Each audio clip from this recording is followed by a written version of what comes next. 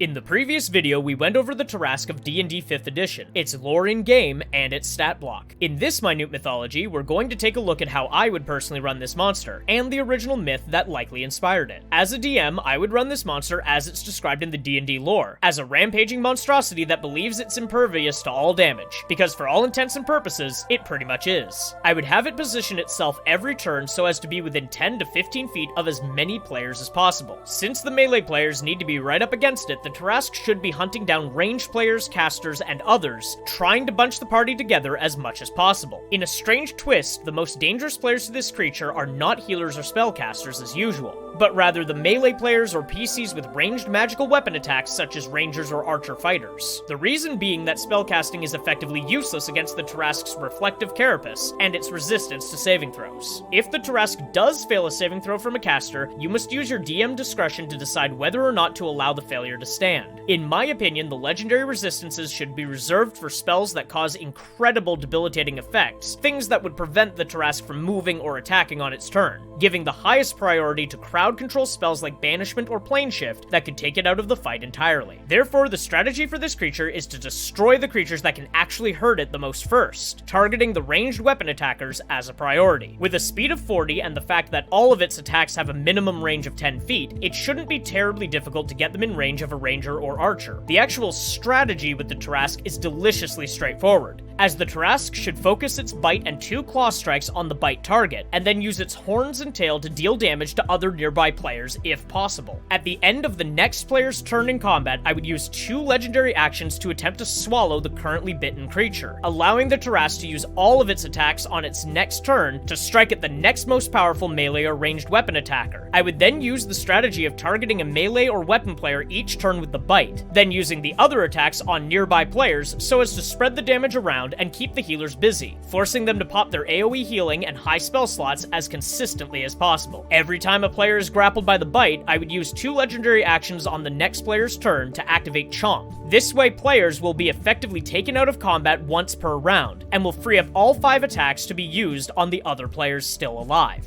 This strategy then repeats until the party either takes the Tarrasque down, or are all confined to an acidic death deep within its belly. In mythology, the Tarrasque comes to us from Provence in southern France. Similar to many creatures ascribed to being draconic in the Middle Ages, the Tarrasque is less of a reptilian fire breather and more of a chimera, a mix of multiple animals fused together and given strange powers and properties. It was described most often as having a lion-esque head, a long scaly neck, and body protected by massive carapace resembling the shell of a turtle, with spines and spikes for defense. Traditionally, it's also depicted as having 6 limbs ending in long, curved, bear-like claws, and a tail similar to that of a snake. Several texts describe a fire or poison breath, and all stories about the Tarrasque include swaths of destruction. As with most middle-aged beasts, the depictions of Tarrasques can differ wildly depending on the location and the people writing them down, but the prevailing image is that of the lion-headed, turtle-backed bear-snake hybrid. The Tarrasque stars in the 12th century story of Saint Martha, also known as part of the Golden Legend. In this legend, the Tarrasque is a fearsome monster that lurks in the forests and riverbanks of the Rhône, between Arles and Avignon, near an area known as Nerluc.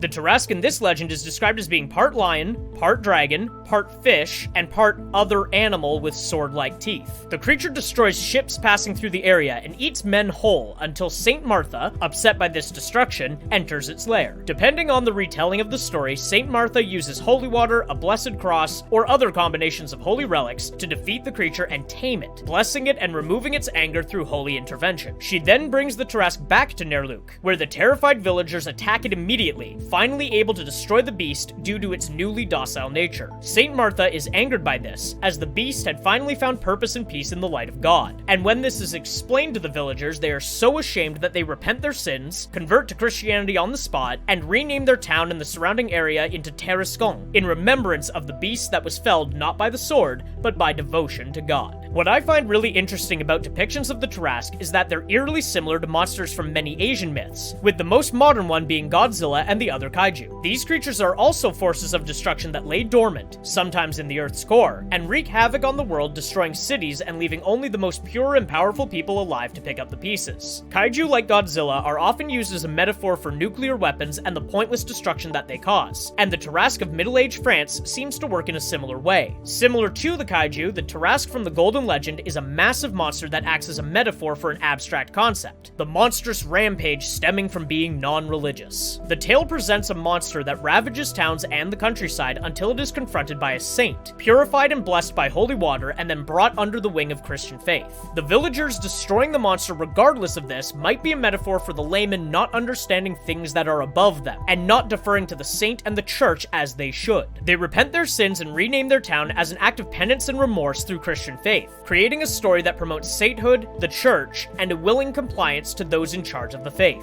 When we compare the Tarrasque in D&D to the Tarrasque in Mythology, we find that they are very similar in their nature and destructive capabilities. Both are described as having a carapace that can't be punctured, and having bestial qualities like horns, fangs, spikes, and a serpentine tail. The myth tends to use a regal lion's head, while the D&D monster is more reptilian, in keeping with the rest of the image. Where the monsters really differ in my opinion is their overall purpose in the lore of their respective backgrounds. In the myth, the Tarrasque is meant to be viewed as an untamed wild animal, something that can be brought in line through faith, but not defeated through military might or savagery, a sort of rejection of nature in favor of faith and the order that comes from hierarchy. The D&D monster, however, is a true neutral, unaligned creature that slumbers in the core of the world until it's unleashed, by way of your DM's choosing. I personally love the theory that the Tarrasque in D&D slumbers until the humanoid species of the world have gone too far in imposing their will over the natural order of the world, waking up to destroy cities and entire empires in an attempt to balance out the score between civilization and nature, similar to some of the more modern interpretations of Godzilla. Regardless of the lore, legend, or purpose, the Tarrasque of D&D is quite possibly the most powerful monster in the standard manuals, and poses a deadly challenge for even the most seasoned of players and DMs alike.